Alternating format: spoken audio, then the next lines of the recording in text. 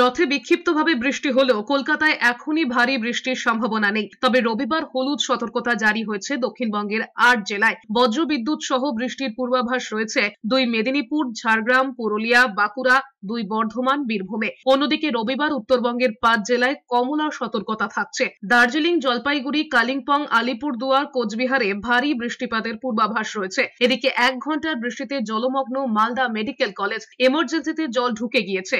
চরম দুর্ভোগে পড়েছে রোগী, রোগীর পরিবার থেকে চিকিৎসক, নার্স, স্বাস্থ্যকর্মীরা। এদিকে প্রবল বৃষ্টিতে ধস নেমেছে গৌড় মালদা স্টেশনের কাছে। ধসের জেরে আটকে পড়ে হাওড়াগামী বন্দে ভারত এক্সপ্রেস। দক্ষিণবঙ্গে বজ্রবিদ্যুৎ সহ বৃষ্টির সতর্কবার্তা দেওয়া হয়েছে বীরভূম, মুর্শিদাবাদ, নদিয়া, ২টি ২৪ পরগনা, এমনকি আমাদের কলকাতাতেও আছে, হাওড়া এবং মেদিনীপুর।